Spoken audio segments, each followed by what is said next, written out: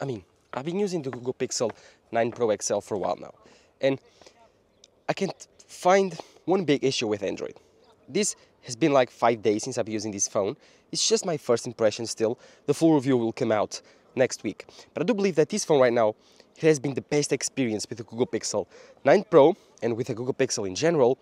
And I would go far as to say that this would be the best experience I've ever had with an Android phone. Because, yeah, this has been truly, truly incredible. But I want to talk about it. So leave a like down below, subscribe to the channel, let's get started.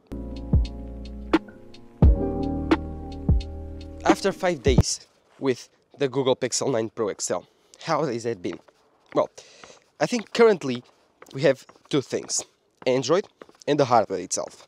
Android on the Google Pixel 9 Pro XL is really good. I think it's the best experience that I've ever had with an Android phone.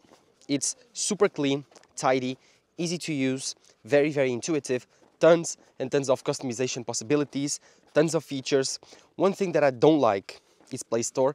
App Store is much better, but other than that, all the nitty and gritty features from Android have been working great on this incredible smartphone.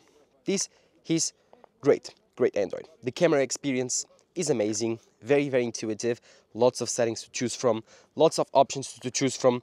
Google Photos is also incredible, gives you several options to customize your photos, several options to play with your photos, to edit your photos, tons of AI, tons of possibilities to remove subjects, to change photos, to alter photos. I mean, at the end of the day, what's a photo, right? But here's the thing, the Google Pixel 9 Pro has great software, but it lacks on hardware. And most people might not understand why I'm telling you this, but I've been using Android phones now for a while. I tested the S24 Ultra, the Google Pixel 8 Pro, the S22 Ultra. This is not my first Android phone. And I know what a good Android phone looks like. I know what a very, very high quality Android phone hardware looks like, especially on the Samsung S24 Ultra and S22 Ultra. And the Pixel 9 Pro XL, although is much better than the Google Pixel 8 Pro, is not even close to the other Samsung phones. So Google needs to improve. The 5G modem here is not the best. The ear speaker is not the best. The overall build quality is still really good, way better than the Google Pixel 8 Pro, but not even close to the Samsung S24 Ultra, because it's made of titanium, premium materials, while the Pixel 9 Pro is made of aluminum and glass. So, yeah, tons of things that Google could improve. Yeah, after a few days using the Pixel 9 Pro XL, completely used to it. Again, this is a great Android phone. This has been the best experience I've ever had with an Android phone. But I think in terms of hardware, it does not come even close to the Samsung S24 Ultra. The Samsung S24 Ultra is an incredible phone in terms of hardware. And I talked about it on my review of that phone. In terms of hardware, maybe the best phone. While the Pixel 9 Pro XL gives you an incredible Android experience, really similar to iOS. There's some things I don't enjoy about the Google Pixel 9 Pro XL, specifically like I talked about before. The earpiece, it's too dim, so it's not loud enough. And of course, the 5G connectivity is not the best. Other than that, this is the best Android experience I've ever had, and I love it. 5 days in, and it's been great. As far as build quality, this phone is built well enough. I would say for the price, $1,200, the first 5 days, it's durable. It's not the best premium phone out there. I've using the iPhone 15 Pro Max and the Samsung S24 Ultra this year, and those phones are way better built. They have way better materials, more premium, titanium, and even the glass feels better. But the Google Pixel 9 Pro XL feels lighter, feels different in the hand. This new squared-off design, closer to the iPhone, makes it feel really close to the iPhone actually. This feels very much like the iPhone 15 Pro Max. And that's something that is actually good. It's not bad. So I would say that although I've used the iPhone for 1 year now, switching to the Google Pixel 9 Pro XL wasn't that different. So if that's something that you are looking for, I can definitely tell you that this phone feels really close to the iPhone. But it has Android. The front display though, well, this has been a very good surprise. The Google Pixel 8 Pro that I've used, the display was good. Was not $1,200 worth. But this one is better. It's brighter. The always-on display, it's better. And the new notch, the new even bezels, make this phone simply better. This phone display is close to the iPhone. It's not better than the iPhone, but it's close. So I would say that if you are looking for an Android phone with a balanced display, with good video quality, good photo quality, good build quality, the Google Pixel 9 Pro XL is something you should look for. Because again, this phone is really well balanced, gives you a very easy to use and intuitive Android experience. I would say close to iOS. This is the closest Android phone you can get to iOS that in about 5 days. I've not used an Android phone in 6 months, at least since the release of the S24 Ultra. I mean, 8 months now, from January. Whoa, time flies. Since then, I've not used any Android phone. And this one feels familiar. In 2 days, I was used to it. And now, well, now I can use it really easily. So, yes, take 1-2 days to customize your phone. After 2 days, you will see that Google Pixel 9 Pro has lots of smart features that other phones don't have. And it's definitely worth giving your time to this phone to adjust, giving your time to this phone to actually learn new things. And of course, at the end of the day, the Google Pixel 9 Pro XL is the best Android experience you can have. It's the native Android experience, and so, in my opinion, it's the best. And with this, I'm not saying that the Google Pixel 9 Pro XL is a bad phone. Definitely it isn't. This is a very complete flagship. But I think it could be better. I think that this phone could be even better. I think that if Google spent a little bit more money on the earpiece, on the 5G modem, if they put top-of-the-line components here, if they got a little bit better materials like titanium frame, maybe next year they will do it. This would be, in my opinion, the best Android phone to get. It's about the same price as Samsung S24 Ultra, although it comes only with 128 GB of storage.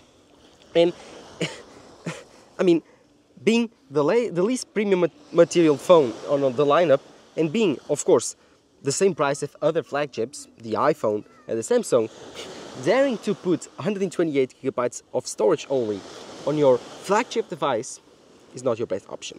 Although, this is the Google Pixel Pro XL, now they have the Google Pixel 9 Pro, and they have the Google Pixel 9 Pro Fold. So, confusing lineup, you have your options. The 9 Pro and the 9 Pro XL have the better cameras. The Fold will have the folding mechanism, but a little bit worse cameras. As for the 3 camera system here, again, like I was talking about, there's 3 cameras. You have an ultra-wide camera, a 40 megapixel main cameras. I think it's a wide camera. I don't know if it's 48 or 50 megapixel, but I think it's high up there. Then a 5x telephoto. Quite nice, about the same as the iPhone. But what makes these cameras magic is truly the software. This is a very complete phone in terms of software.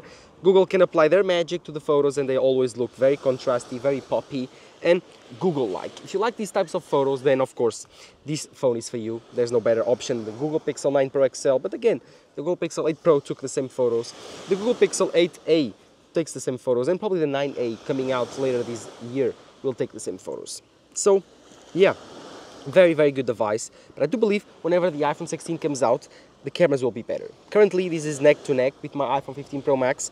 5 days and lots of trips around. I've been taking lots of photos with this camera, landscapes, portraits, video, night photos, all of it, and we'll have a full camera comparison between the iPhone 15 Pro Max and the Google Pixel 9 Pro XL.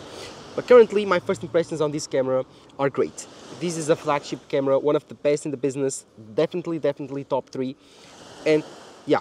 It's just personal taste at that point. Do you prefer the Samsung S24 Ultra Super Zoom? Do you prefer the iPhone 15 Pro Max reliable camera? Or do you prefer the Google Pixel 9 Pro algorithm? It depends which one do you prefer. Me, I still prefer the iPhone, but the Google Pixel 9 Pro XL is definitely a great option. One thing that this phone does have that I don't use a lot is the temperature sensor. It's the biggest gimmick on a phone that I've ever seen. Like, why? Why spend money? Why spend development? Why spend R&D on something that I never use, never will, and I think it's the biggest gimmick that I've ever seen? I don't know. It's this thing right here. It might seem like a LiDAR sensor. It isn't. It's a temperature sensor. It's pretty simple. You simply open up your temperature sensor camera, you tap the object with it, and it will give the temperature of the object. Now, you can use it to test temperature on humans, but still, why? Why? Why would you have it on a phone? I don't see the use of it. Maybe to test out your meat, but it's not reliable enough for it to know if it's cooked or not. Maybe to test your coffee to see if it's hot. But why? You can touch it and feel if it's hot or not. Maybe to test the waters for babies to see if it's the right temperature. Maybe for cooking even. I don't think it's reliable enough for any of those features or use cases. So yeah, why Google? Why put a temperature sensor? 5 days, and it's been a gimmick so far, and I'm pretty much sure in 1 year it will be a gimmick. Test it out on the Google Pixel 8 Pro, now on the 9 Pro. Why Google? And I know that 5 days is not a long time to review this phone. That's why this is not my full review. This is just my first few impressions of this phone. If you don't notice, I'm away. I'm in Azores. It's this beautiful island in the Atlantic Ocean. Love it. It's part of my country, Portugal, and I love it. It's a beautiful place. I'm in Ilha de Terceira, Açores. Beautiful, beautiful place. It's close to you if you are watching this in America. Go pay it a visit, definitely worth it. But traveling, all of this very cumbersome part of traveling, this phone has behaved really, really well. The only issue is the 5G modem, which has not been great. It's been actually a big issue, either on the mainland and now on the islands. This is not the best. Compared to the iPhone, it's definitely worst. So, yeah. Other than that, and the earpiece not being loud enough, this hardware is pretty good, pretty well built, and the experience of Android is really, really good. So, thank you guys for watching. Drop a like down below, subscribe to the channel. I will have more videos next week, regular schedule, regular videos on my studio. Thank you guys for watching. Bye-bye.